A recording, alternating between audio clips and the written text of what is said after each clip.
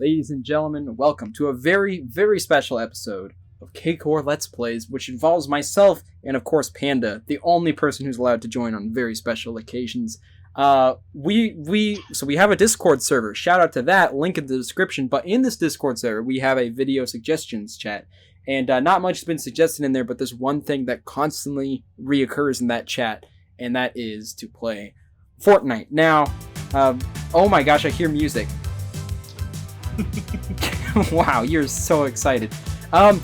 People have said that us to play Fortnite for a while. It's mostly just a meme, but maybe there's some people who actually want us to play it. But guess what? Cakecore is finally playing Fortnite. Now, for those of you who don't know, Fortnite, super popular game, right? Been very popular. When did this game come out? It's 20... I have no idea. At least it became popular in 2016, I think, right? Maybe 2017. Yeah, it gained more popularity once it came out with its Battle Royale, and then that was 2016? later after that. I think it was like 2016. I think that's fair. No, maybe 2017. It might have been late 2016 to early 2017. But it came out and just kind of took the world by storm. I mean, it toppled all the other Battle Royale modes and is currently still the top. And it's also free to play, which is kind of cool. I played it way back when it first started becoming popular. I didn't really get super into it, though, because I kind of had some problems with just the Battle Royale genre in particular. And it's not just Fortnite that I haven't been able to get into. Like, I've tried some other Battle Royales, and the same problems... Not problems. They're not... Well, that's the thing. I can't even... It's hard to even blame the game design, because I don't really see them as problems. I just see them as things that really don't cater towards my playstyle. And... Yeah.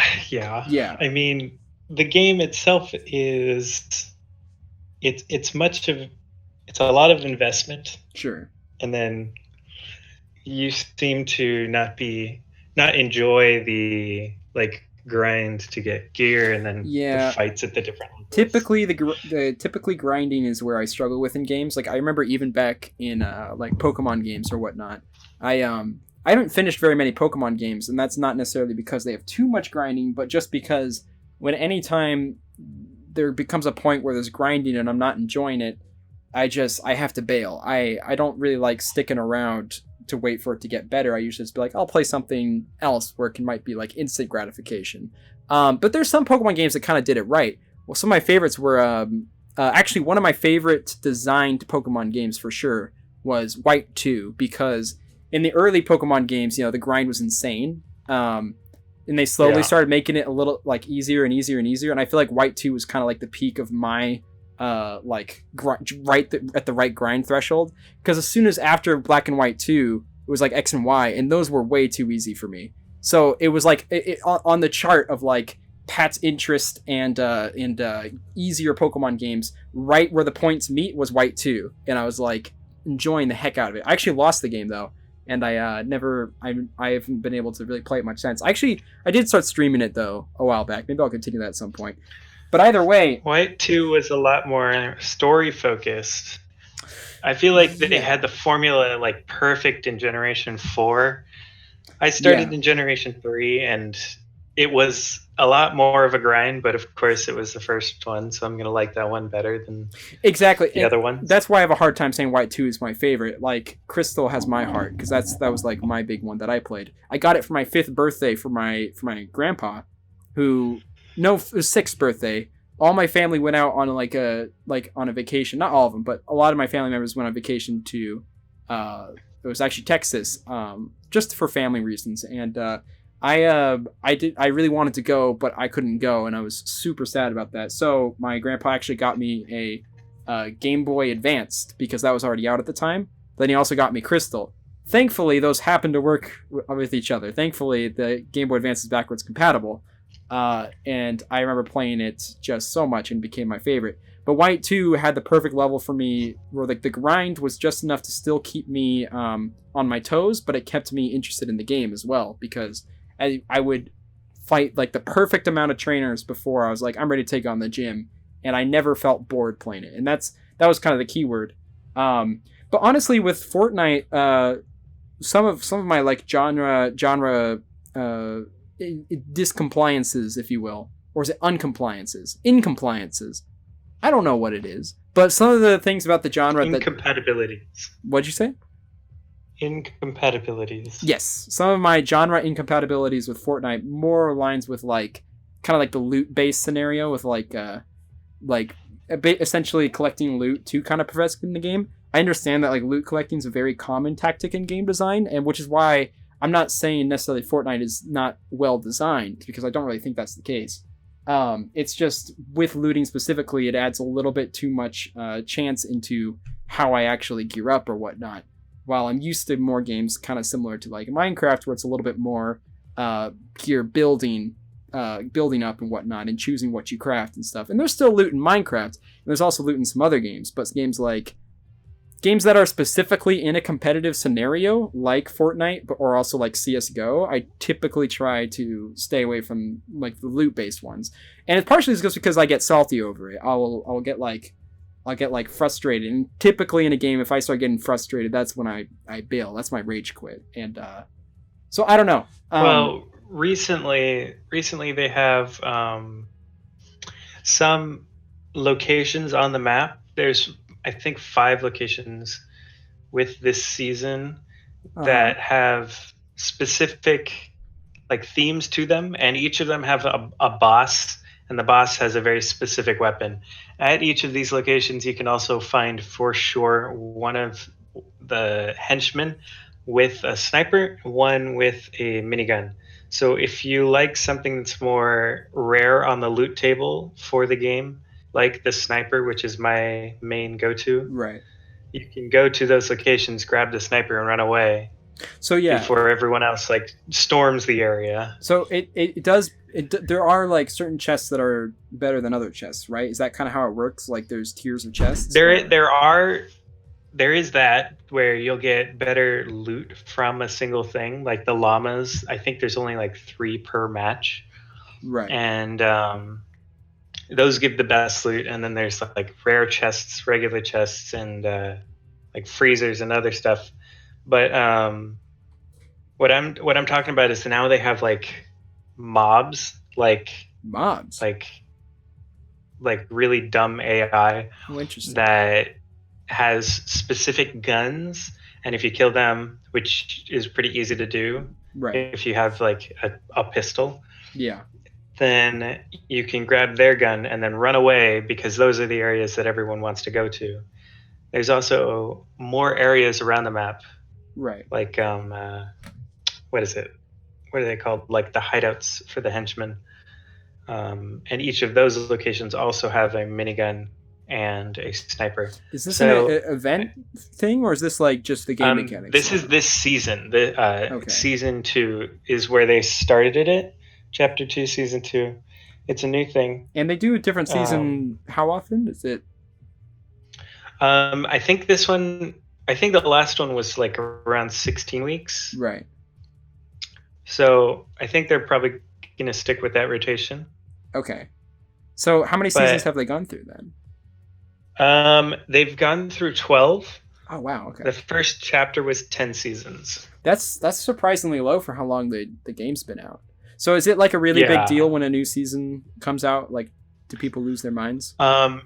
It's getting more of a big deal because these last 2 seasons have been like the biggest thing in the game. Oh wait, okay. So there was that whole black hole thing with Fortnite a while back. Was that a new season starting, or that was a new chapter starting? Oh, so there's chapters too. Okay, that's a little bit more complicated. Or was it chapter? Do they also have page numbers? Is there a table of continents to navigate? Season 10 or season 9. I started in season 10, so that was like I didn't catch the whole black hole thing. So I heard about it. You started only 2 seasons ago, and you still have an entire getup of supplies there. Is that well? I mean, there's nothing really you can do to give yourself an up in the game, but you can change like skins like this, like just make yourself look cooler. You can be a banana. Ah, yes.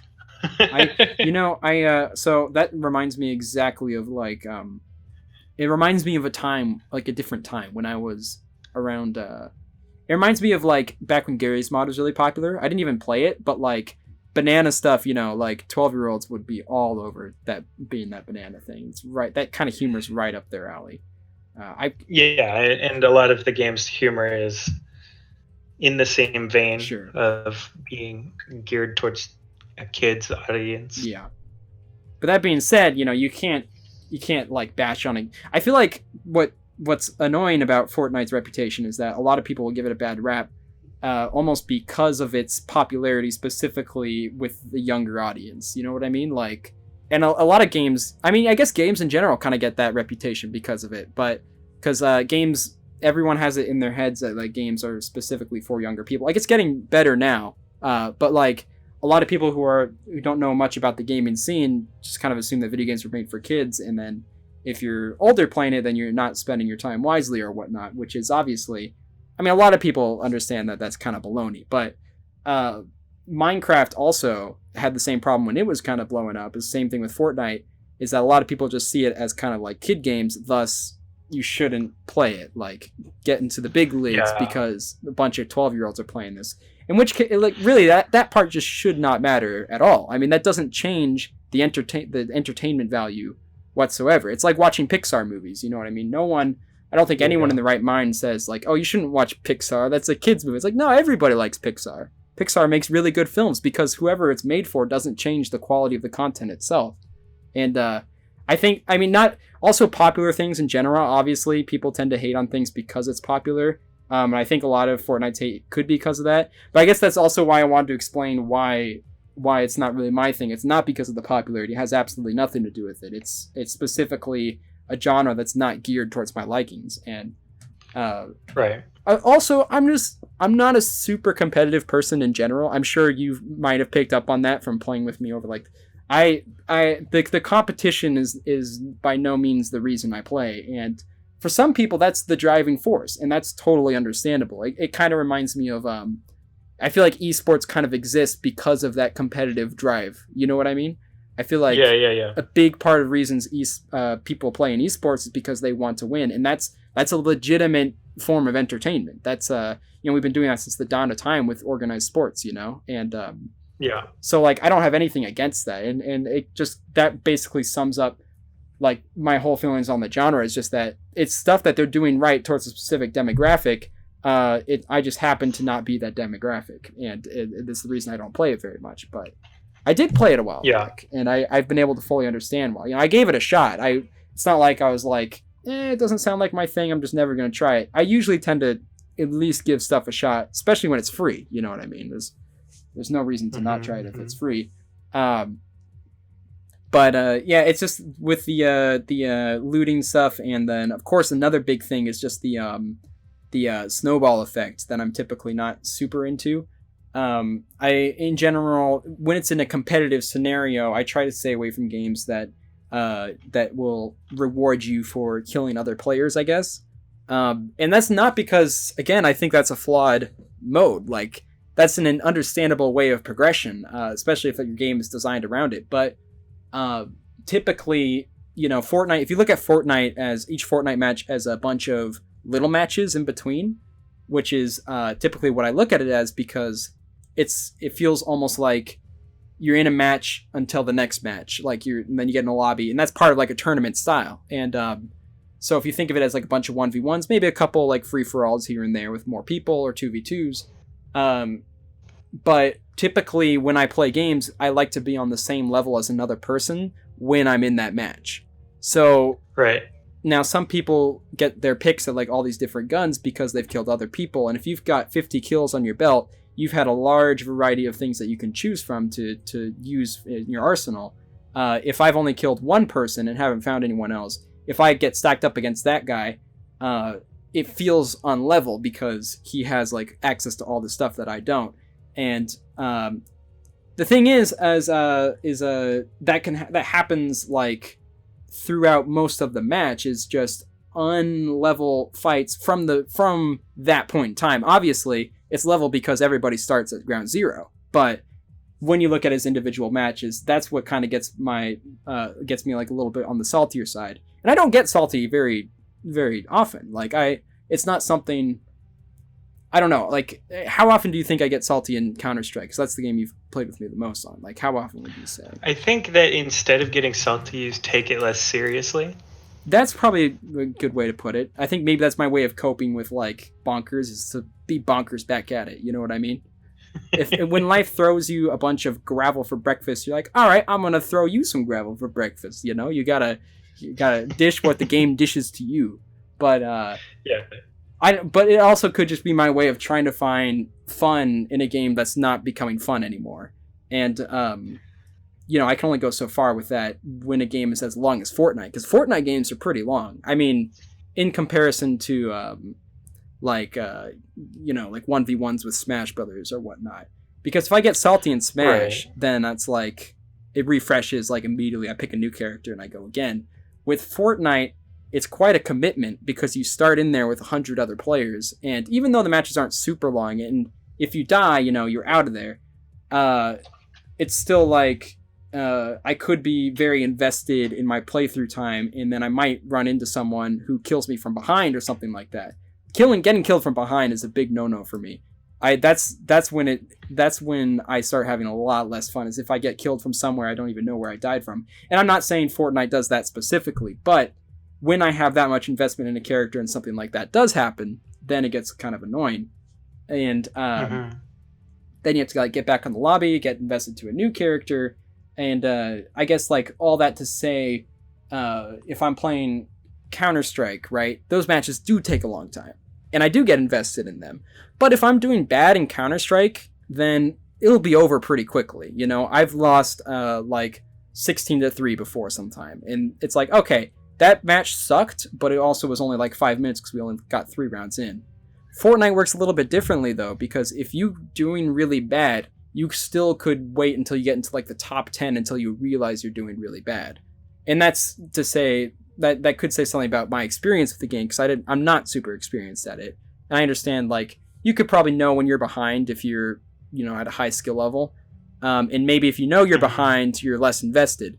But I want to play games where I get more invested. The goal of the game for me is to get invested in it.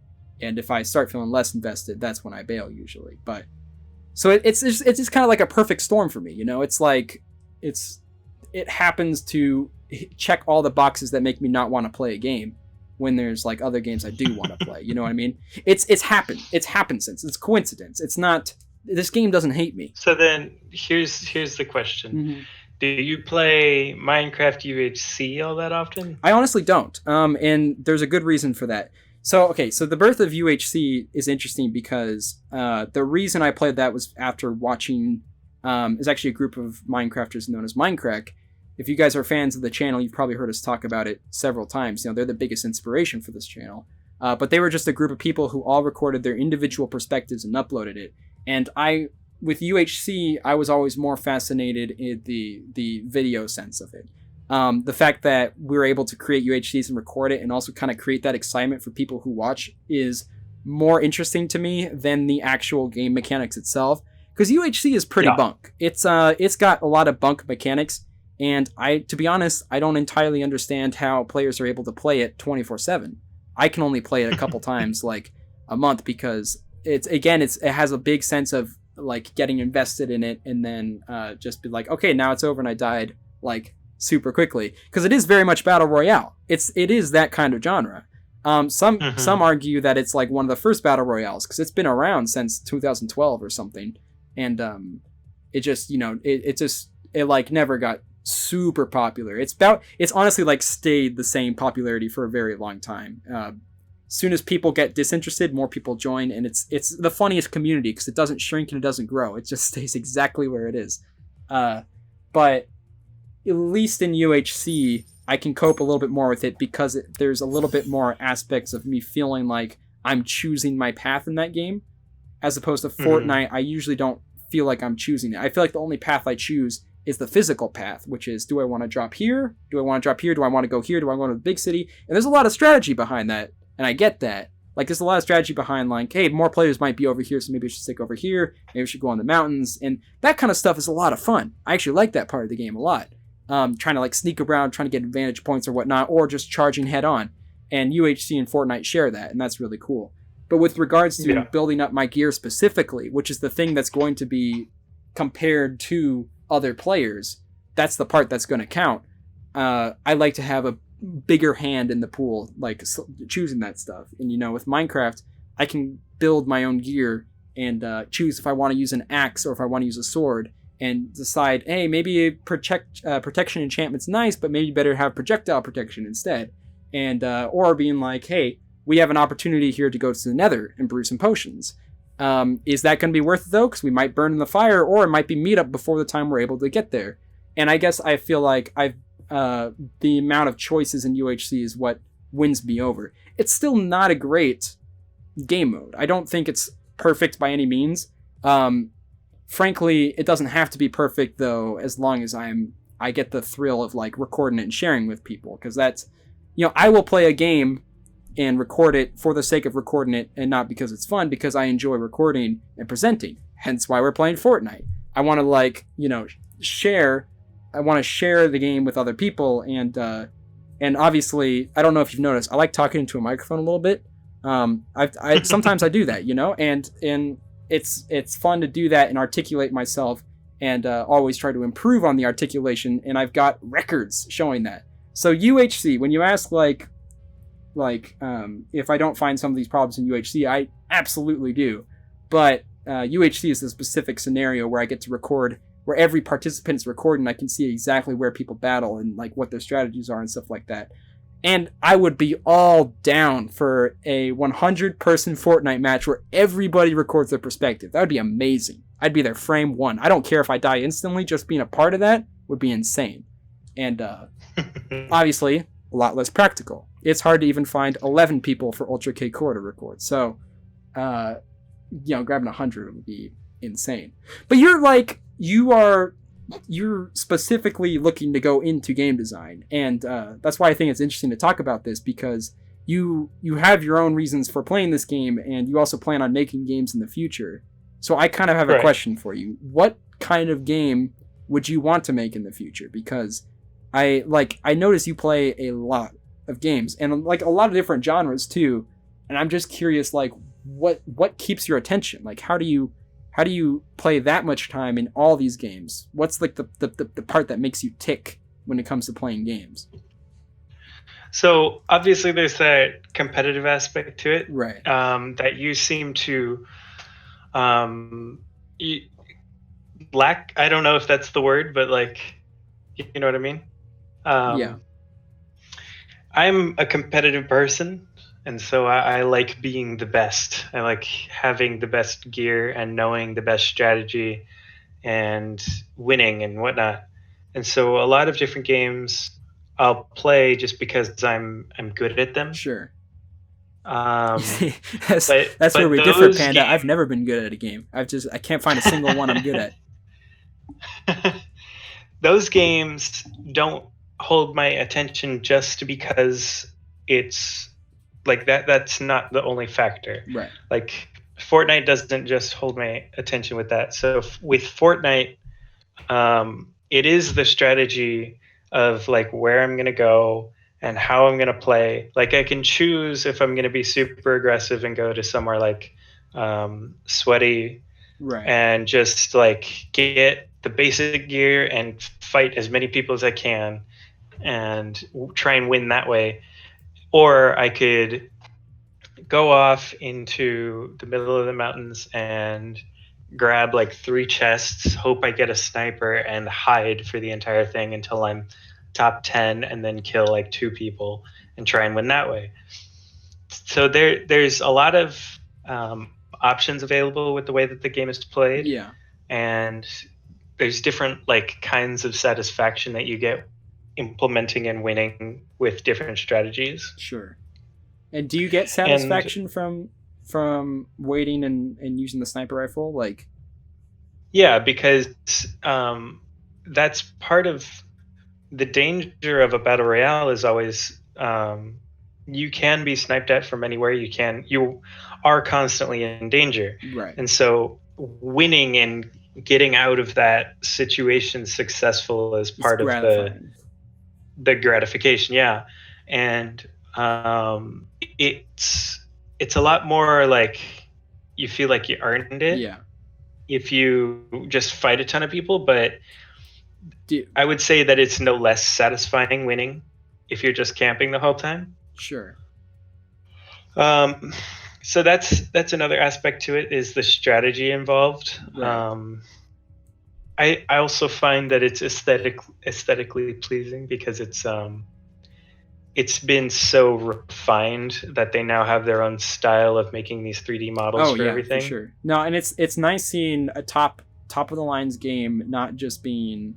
I mean, we've kind of the gaming industry has kind of moved away from it in general, so that's okay. But like, back when COD was really popular, and every time you see these like really popular shooter games, there was a lot of really gross scenery, specifically like Yeah, realistic desert kind of dealio, dirty hands kind of yeah. thing, and that's an aesthetic too. But for like a decent portion of my For a like spectator sport, right, it's nothing. yeah, so like a decent part of my growing up was just a lot of people talking about these games that all look the same to me because of like all this grime. It's nice to see a game being at the top with such vibrant colors and like imagination with the characters. I don't even know what's happening with your skin right now, but I know that's somewhat aesthetic. I know that's like a bonkers thing that like you would not see like back in 2006 with the rise of like all those other games. Here, let me see if I've got something creepy. It kind of reminds me Uh, of like Nintendo charm, and Nintendo is my all-time favorite, publisher, and like Nintendo games are yeah, what I live for. So seeing like this, seeing like a game with a childlike imagination being at the top of the lines for so long is very satisfying. Almost as yeah. satisfying as how awfully colored that machinery is. Why is Look at the nothing thing's symmetrical? shoes. Look at its shoes. It's got a tongue. That's gotta hurt. Can I turn your character around by like moving my mouse or no? I um, can't. I could do this, which will Oh yeah, show there you you the go. back.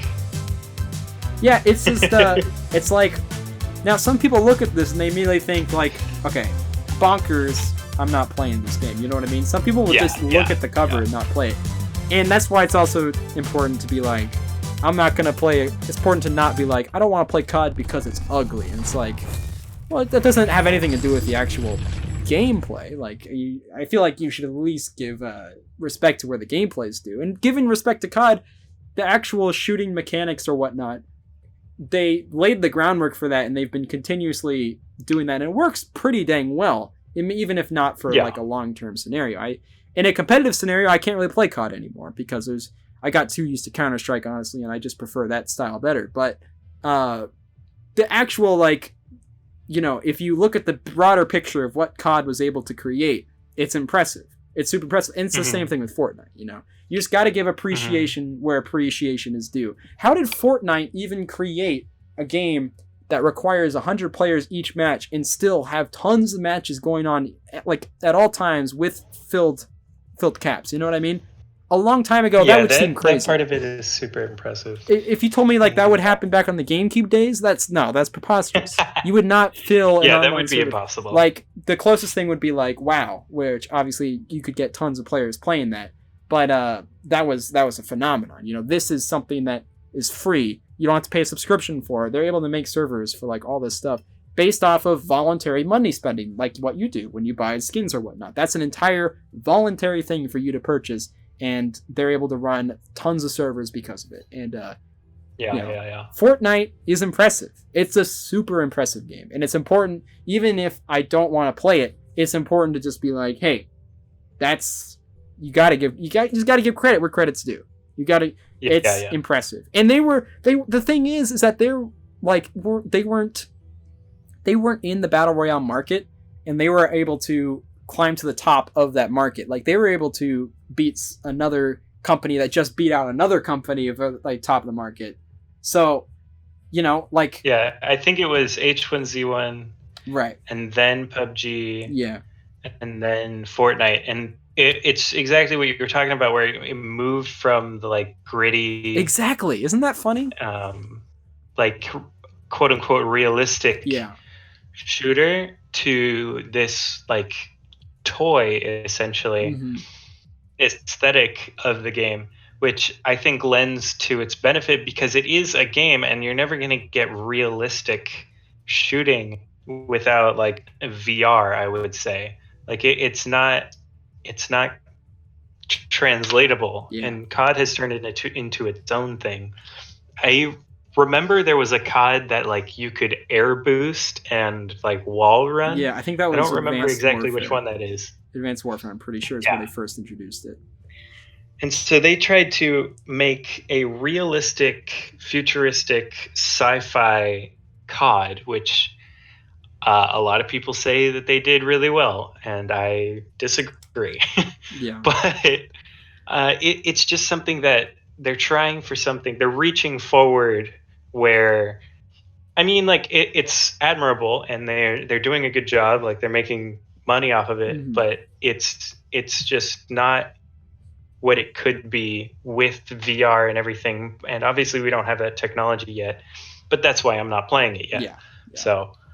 And that's ultimately what it comes down to. You know, you and I are not Yeah. playing games we don't enjoy, but we can still appreciate them for what they do right. You know, it's I really don't want to play the board game Clue anymore, because it is rigged as all get out. It's mechanically broken, but I can still. Yeah, it's just a bigger game of tic-tac-toe. Yeah, I can very much do. Okay, it entirely relies on people being idiots and not like just keeping track of things. And they have those stupid hallways that take so long to move through. And there's some spaces in those hallways, some tiles that you'll never walk on. There's no reason for them to be there.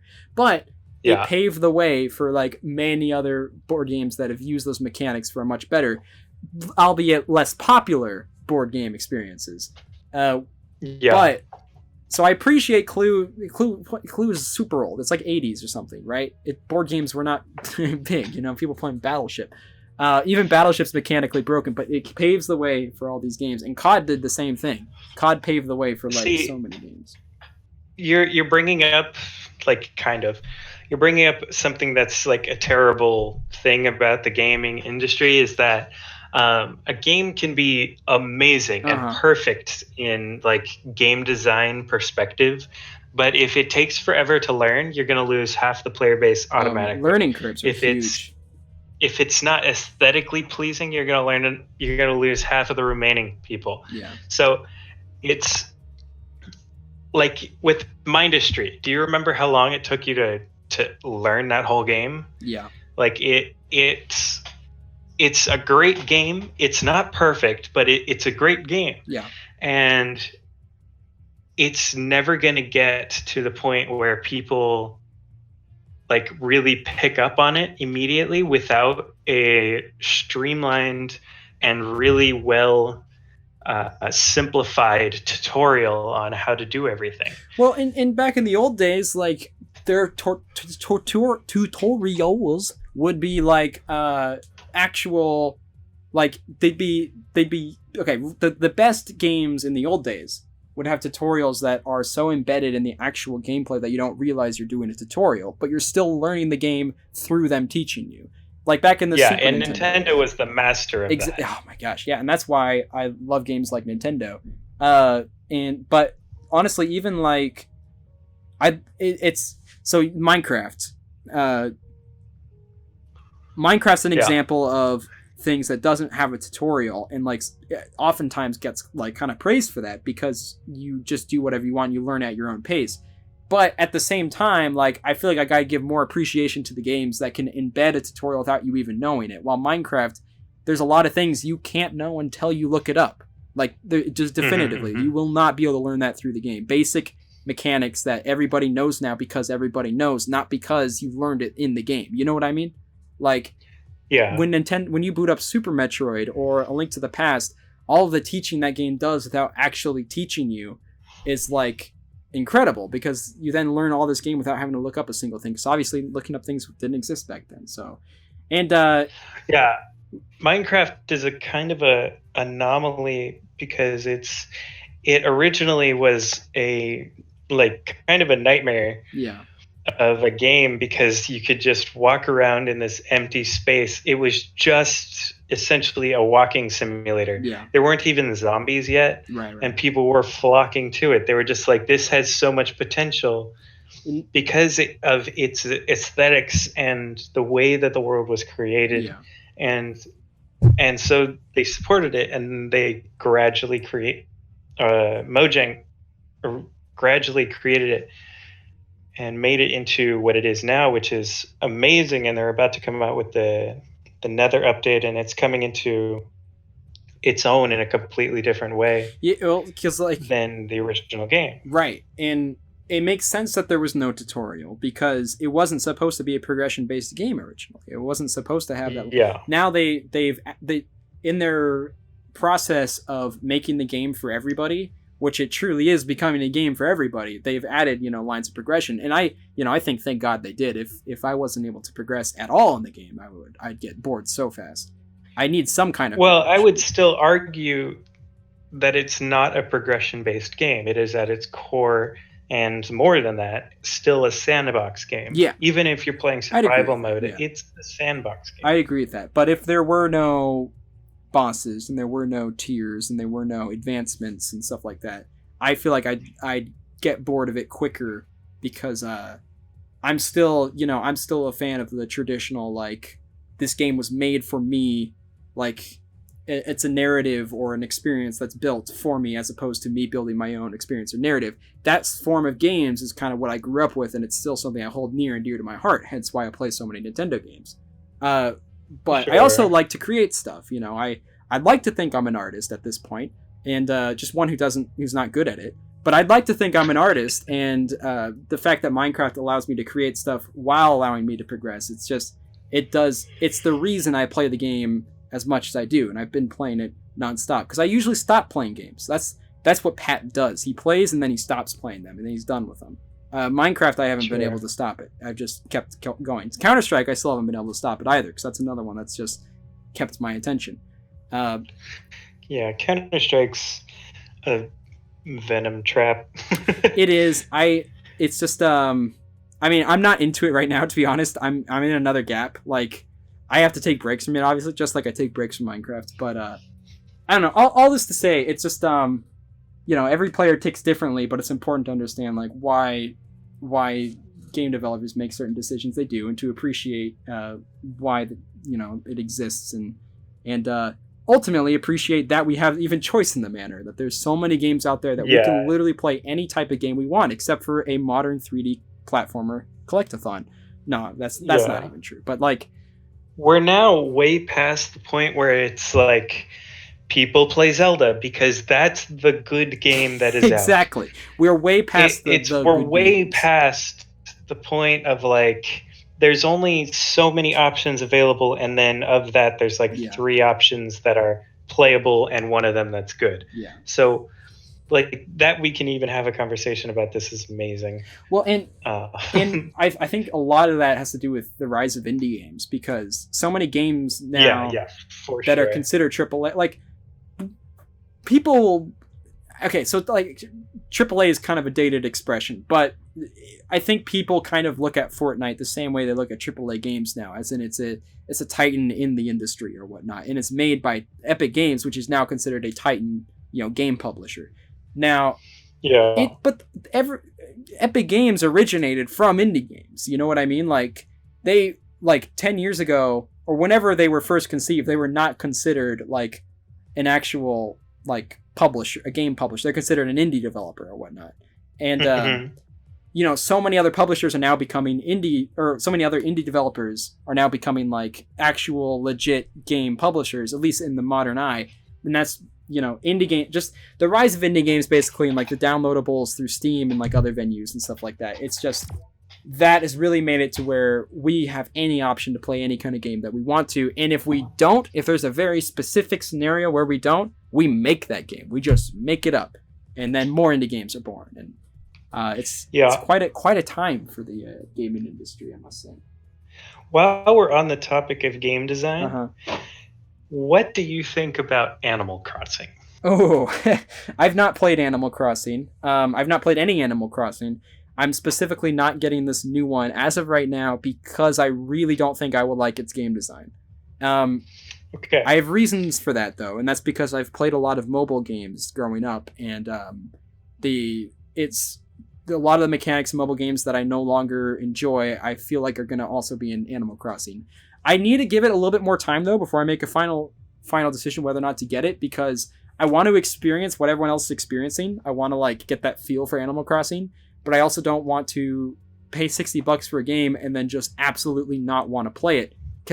But when I look at that game and when I think about it, I think that's going to be a culprit of booting me out of the experience, being like, Pat, you don't belong here, get out. Like, I highly expect that to happen. But I need to wait for more reviews. I've been closely looking at reviews, because I know, like, there's the excited reviews that come out early, but I need to wait for it to simmer a bit and learn more about the game, so that people Okay, so let me give me a Panda review. Yeah. Give me a... yeah. Mm-hmm. So I am very for the idea of games that are created in order to expand the market and view of video games as a medium, rather than something that like nerds do or whatever. Yeah. And I am all for games that bring new people into playing video games and start up mobile games have done on all of that too. And so in mobile games and Facebook games and all things like that, bring a lot of people in and start playing games to do anything. Okay, so it helps validate from that perspective, I can appreciate Animal Crossing. I would just categorize it from that perspective as a necessary evil. Gotcha. Because from a gameplay, from a game mechanics, gameplay perspective, in the year 2020, it is a crime. It is like it's unforgivable how bad the progression is, how bad everything in it is. And it does, I don't even know how to properly categorize it. I don't know how they themselves have categorized it. But in all honesty, it's a creative sandbox social game, essentially, where you have to literally do chores in order to get the materials you need to do those things. Yeah. So, okay, when you... I feel a little bit strongly about it. Okay. Do you feel like it's wasted your time? Like, it's wasted my time, my money. That's what I'm worried about, though. Like, that's why I haven't gotten it yet, because I don't want that to happen to me. Now, here's the thing. There are some people who, if they hear this, they would rather me dead than keep talking. Sure. So, like... it definitely has its place in the gaming industry. Yeah. It definitely has, like, expanded the view of video games, and for that, I do like it as a game. But playing the game myself, as someone who has played, like, what's the game? Stardew Valley. Yeah. Where there's a storyline in the game. You then go and, like, there's... From what I hear about with Stardew Valley too, is that it's one of those situations where even though it takes time for certain things to develop, there's always something to do within those times with other stuff. In fact, you're rushing to things because of the day cycle. Is that correct? I haven't played, but that's my assumption. That's what I've heard. Rushing to things? Well, I mean, like, because there's a day cycle, right? And, like, there's only certain things you can do in day and night. So you're actually, like, always on your feet because you're trying to get stuff done within... like day or night, and it never feels like you have to just wait. Is that correct? Yes. Okay. I haven't played, so I just want to make sure. But so there's that. It makes it better because it's tied to its own time. Right. Animal Crossing is tied to real time. Right. Which is awful. To real time. Real time schmeal time. So it's tied to real time. That means that one, it's super easy to exploit the game. You can just turn your switch forward in time. It's like Adventure Capitalist. Yeah. Oh my gosh. Adventure Capitalist is a progression-based game where progression is the entire game. Oh my gosh. And you can just skip it. So But I didn't even Like, know that it was physical time based. That's it's literally tied to real time, oh where man. you can then exploit that. Okay, so I guess my big question then is though, uh, it takes a lot of time to do things. Are there points in time in the game where you feel like there's nothing to do? I guess that's my biggest question. Where you feel like there's nothing to do. Yeah, you feel like anything I do right now is not going to be fun and I should stop. Like, is that what the game ever feels like? Not going to be fun and I should stop. For me personally, just anything after learning it. Oh my gosh, Panda! I think you just reaffirmed my decision. That's my personal opinion on it. You see, like, but there is always something to do. There's always something that will progress you, and always something that will get you moving forward. I feel like it's that part, like that kind of game design is a game that designs it so that you play it short periods of time, but it wants you to stop at a certain point and come back the next day for like that replay value, which again is something apps do a lot, and which I feel like is apparent. Like, the game developers are like trying to be like, all right, and now you're done. You're done like, for the day. Your 1 hour of game time has finished. Now go do your homework. You see, I just don't want games to tell me to stop playing them. That's such a big gripe for me. I want to be able to play the game as much as I want to, and the more fun the game is, the more I'll play it. To me, like that's almost common sense for good game design. And I have a hard time. And sometimes even as little as you want to play it. Like, one of my favorite games is Rocket League. I can pick that up, play a match for 5 minutes, and then leave. It doesn't force you to stay. It says, yeah, you can leave. Yeah. Same thing with Counter-Strike. I just do one drop every once in a while. And then, by the way, we call it dropping, not like in Fortnite, but like in Counter-Strike, we call it that dropping as well. That's like an inside joke that is no longer a joke. It's just our terminology. We can't ditch it. We've been saying it for like a year now. But the idea of like, see, like with Fortnite, it has these decisions to make their game a certain way that doesn't work for me, but I get it. I understand like why it's there. Forcing you to not play your game is against my very foundation of like how I view good game design. So I have a hard time even appreciating that. Like I have a hard time making that gap mentally. Like, maybe I can see the point that I can't see it. I think art is supposed to be enjoyed, and like something that makes you not want to enjoy the art, like that feels the definition of counterproductive to me. Yeah. And I don't think I can see the other side. Like that's what I feel like you should definitely hear out someone who loves the game and understands game design. Sure.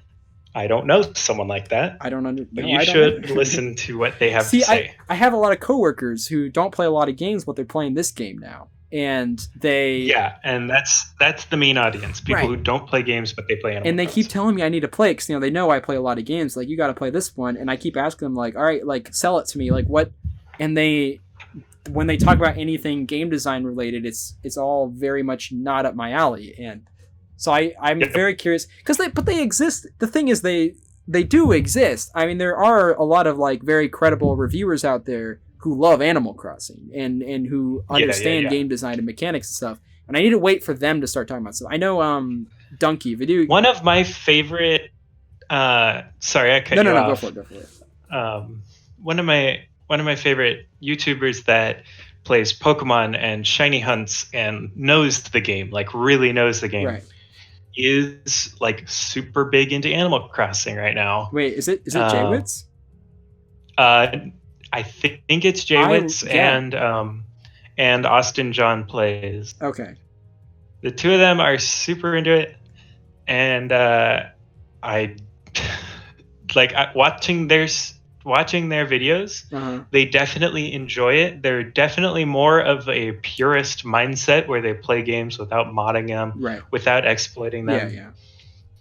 And if you're a purist and you stick to that and you enjoy games like that, and you can make your own fun by having a active imagination, I'll say, Yeah. because you definitely have to get really into customizing your island in order to keep finding fun in the game. Okay, so now, and we've talked about like we talked to, in Minecraft on the SMP, right? We've talked about how like you're not super interested in that part of the game, like the building and like creating things or whatnot. And I'm curious though, like how would you rate the creative side of Animal Crossing? Because Okay, so let's put it into perspective with Minecraft. I would say that the creative aspect of Minecraft is at like an 8 out of 10. okay, It's missing aspects of not having the full range of the color spectrum sure, and not having as many options in being able to shape things the way you want. Although that does give it a very Minecraft aesthetic. yeah. So Just out of that doesn't play to its disadvantage as much. now, for quick understanding of the plot though, what do you have a 10 out of 10 example of a creative game or of a creative game? I would have to think for a while. Okay, just yeah, never mind. Yeah. But I will come back to that if I can think of it. Yeah. With that in mind, I give Animal Crossing's creative aspect like a 4 because the only things that you can do is change the height of different places of your island, right? Where houses are located, your roof color, and like the structures outside. Yeah. So you can make it look completely different. There's definitely tons and tons of different aesthetics you can do and all of that, but it's just like everything about it slows down the gameplay. So like mechanically you have to craft speaking, each item one at a time. Right. Okay. You have to like place each thing one at a time. Right. You can't just like paint and then have a 3x whatever road going across your island. Yeah. You have to individually place and every you're not square. Working in the same like 3D space that you're working in with Minecraft, where you can very visually place things where you want it.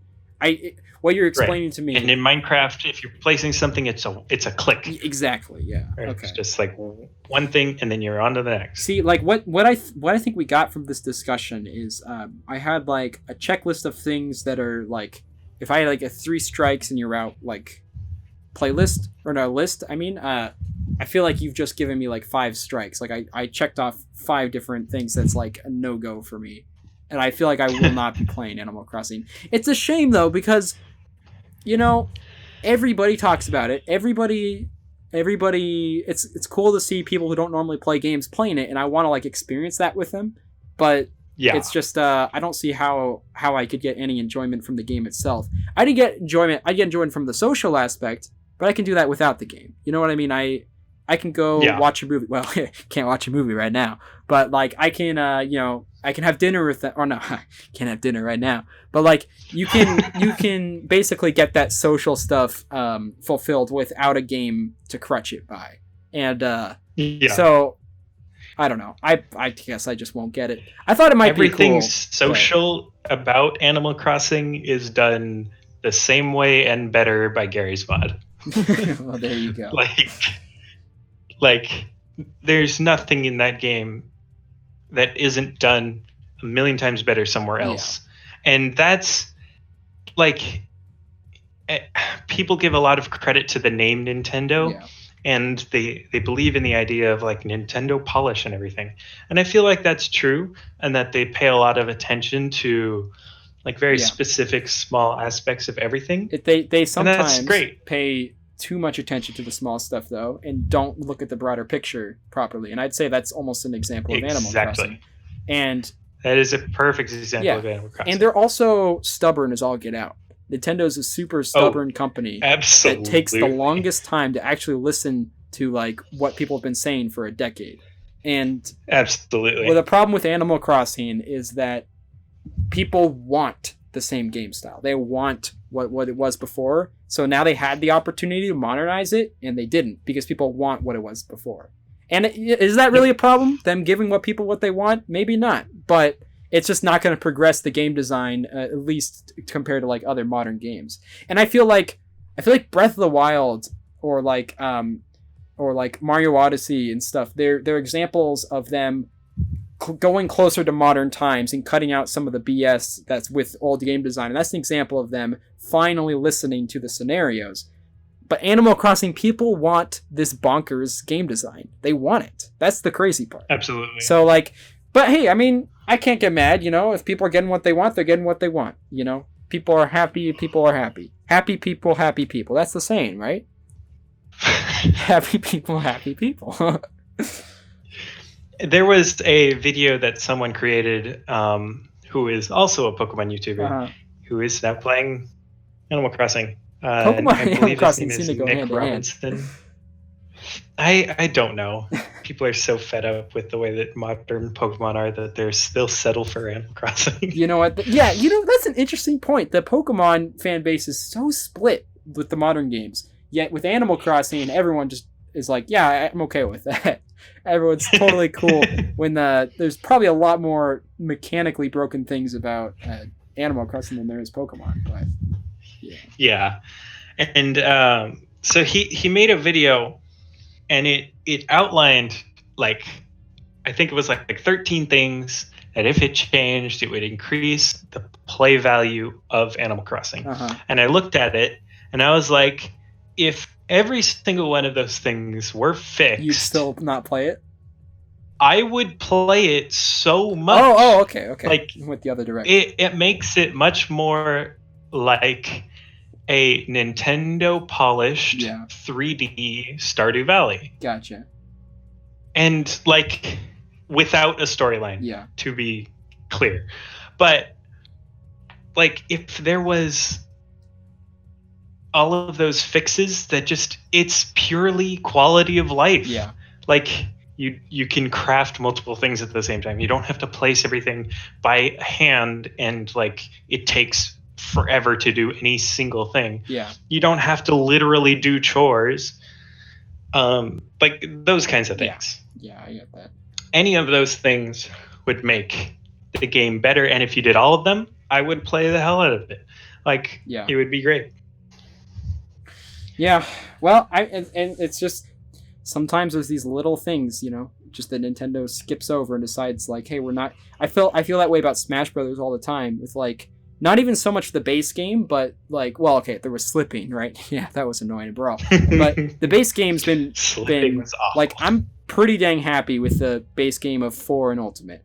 But like with regards to side modes and stuff like that, a lot of them I'm like, I'm never going to play the side mode because of this one very basic, understandable problem with it that they completely skip over. Such as, do you remember the Mario Party mode in Smash 4? Oh my god. Such a cool idea, so much promise, so much potential with that mode. Yet there's these few like very, very like obvious game-breaking things about it that makes you just not want to play it ever. And it's like being Mario Party. Like, well, like Mario Party is an awful board game. Well, here's Mario. The way Mario Party works is that you play it sometimes drunk, sometimes not drunk, depends on your style.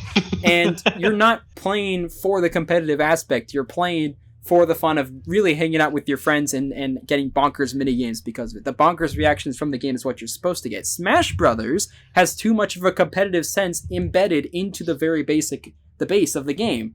And when you try to like make it bonkers like Mario Party, then naturally people are going to be upset, especially when the board games take so long in Smash Brothers anyway. And then all the matches are item based, and even like the final fight where you build up all these different characters for different stocks, it doesn't matter because there's Smash Balls rolling around, and it's all based off of a timed match instead of actual stock. It's just like, it's one key problem. I don't know. I get annoyed when I see the potential there. And same thing with Smash Run on the 3DS. Smash Run's a little bit more polished than the Mario Party one, but it's still like there were some basic mechanics where it's like, come on, this could have been great if it actually was like solidified. But that's just Nintendo for you. They overlook and certain then things. like it's the same way like all the whole way through, but on Brawl it's flipped. Like the main game kind of sucks, but it had the best story mode. Why does Nintendo do that?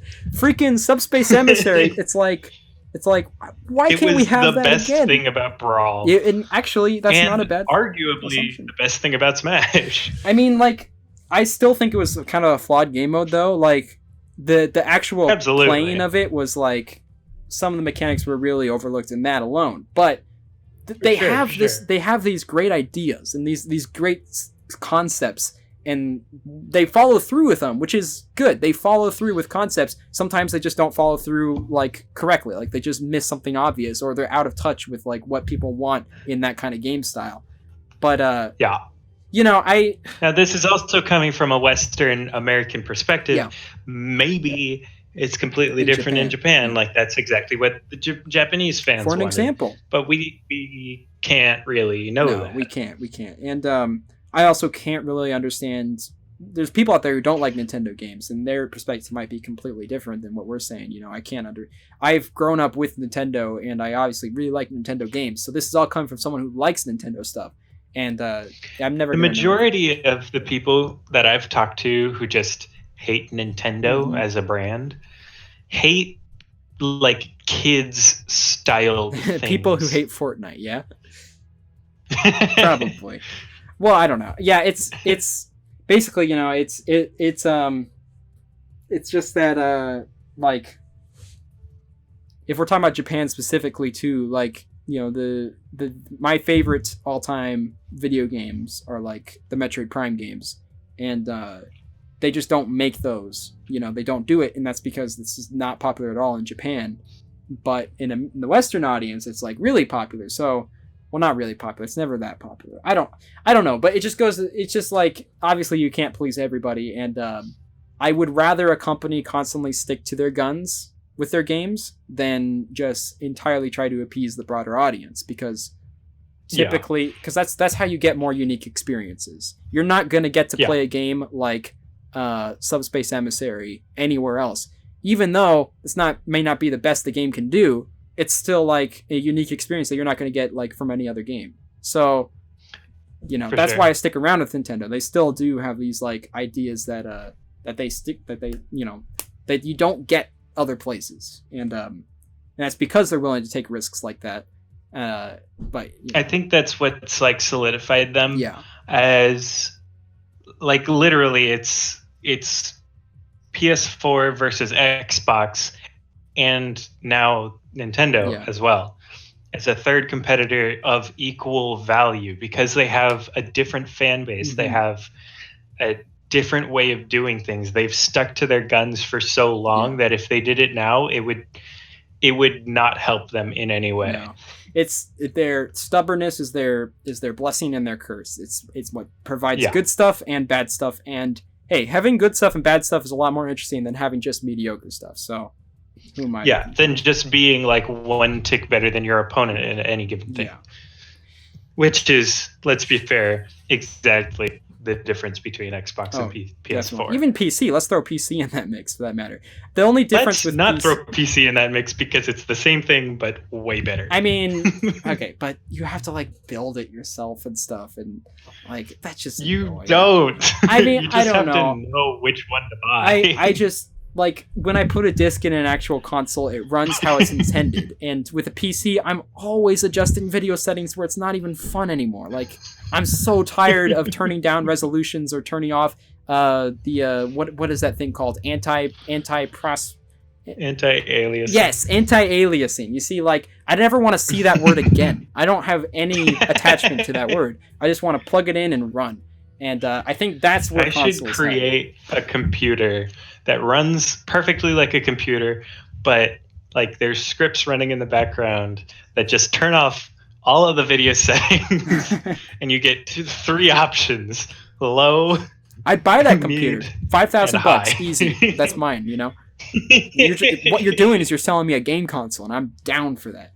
Now here's the deal. I don't have Xbox or PlayStation, so like and I have a PC, obviously. No, PC is really good. Also, PC has a lot more indie support, but that's changing nowadays. Absolutely. Nowadays, consoles are getting more and more indie support, which is great. So it is changing, but I don't believe it's ever going to get to the point where it's definitely not the same. No, I completely agree. But what I'm saying is, like, the Wii U had no indie support almost, and that's a big reason why it didn't do well. While now, like, you can find any kind of thing on the eShop of the Nintendo Switch, for better or for worse. There's so much shovelware in there now. Not even funny how much shovelware. Like a 15-cent game, you cannot tell me that's not going to be shovelware. Just make it free at that point. Like, make it free and do pay-to-win stuff, If you're going to make it 15 cents, it's probably not a great game. But all that aside, it's about family. You know what I mean? Just like Star Wars, it's about family. And any person in your family can play any kind of game they want because we live in that kind of day and age. And people, for the most part, are now letting you do that. There's less like game gatekeeping. There's less elitism with like what games you can and cannot play. For sure. And that's great for any form of art. And I mean, physical art in general nowadays, like that's totally out the window. Every piece of work that comes out nowadays is like, this can exist because it can exist. You know what I mean? Even if it's a toilet, it can exist because it can exist. So, like, have you seen that trend on TikTok where people are literally taking like 3 cans of paint, mixing them together into one, poking a hole in the bottom, spinning it over a canvas, and then listing that on eBay, and they're making thousands of dollars? You see, because they list it as thousands of dollars. If they say it's art, if you say this is worth money, then it's like, you can do that nowadays. You could just say it is, and then it is. So I'm a much more into when it comes to physical arts, I'm much more into the conceptual side of things. I like the symbolism or whatnot. If I can't like fully dissect a painting or whatnot and think about the intentions or what it provokes and what kind of emotions there are, then I'm not going to get it. But I just cannot see that kind of stuff in splashes of paint. I can't. That's we're getting really far off topic, but like there's like this conceptualism has in some cases gone a step too far for my personal liking. If I see just a bunch of splatters of paint, I have a hard time buying that as art. But I appreciate that it can exist. The fact that it can exist is the important part. The fact that the difference between random splashes of paint and an artist splashing paint on a canvas is because the difference to me is that artist is trying to convey a certain kind of emotion with the colors that they're choosing and the way they're splashing the art. Right. Some random guy who is just splashing paint wherever in order to sell what looks like fake art. But the first is like the first just like ruining the medium. But is it ruining it if you don't have to get it? Like, just like if Animal Crossing exists in the game industry and we don't have to buy it, is it really doing harm? Like, I don't know. It just means it's just making the market. Realistically, there's no harm done to the industry. I just feel like it's a way of not like. Can you imagine if you played, just like some? I can't even imagine. I can't come up with an example, although I have a perfect one like in my head somewhere. But like a terrible version of a game, and then everyone is playing the perfect version of the game, but you just don't know, and then you find out years later, and you can't relate to anybody or do anything like that. Yeah. And I'm getting way convoluted with this analogy, but I think I understand what you're saying. Like it does. Okay. It does have an effect, and there's a reason art criticism exists. There's a reason we should critique. We spent like this entire podcast just critiquing art. Like that's what we've been doing, and there's a need for it to exist. Absolutely. But there's also a need for people to create art that gets critiqued. It's just we need people to keep creating it's a yin yang scenario where you need people to critique it and you need people to create it. And I think the only thing I'll say about like Splash Paint was that I have more appreciation for the ones that were made way back at a specific time because they needed to show that. They needed to push the, like, we need to be able to create more. Nowadays that we can create a lot of stuff, it seems overdone and unnecessary to me, which is why I negatively critique splashes of paint paintings nowadays. But if you, for whatever reason, can see your soul when you look into a splash of paint, then by all means see your soul and hang it on the wall so everyone else can see it too. I'll see your soul and think, dang, you got a messy. Messy. I don't know what I'll think. I don't know. Okay. Maybe I could have thought about that sentence before I actually said it. Accurate if someone is like, this is me. Yeah, exactly. But yeah, it's just about like what you experience individually, and I experienced a lot from Nintendo games. I don't experience that much from Fortnite, but it's for the fans. We gotta play it for the fans. It says disable, ineligible for event. Well, is it because wait, you're level 167, I'm level 3. Well, guys, it looks like we're not gonna be able to play Fortnite. We'll get it another time. Thank you guys so much for watching, though. It's been quite a trip of staring at robots with colorful plating on them. But make sure you guys tune in next time. Maybe we'll get an even bigger drop. You know what I mean? All right. Thank you, guys, and we'll see you next time. Subscribe if you'd like to. See ya. Bye.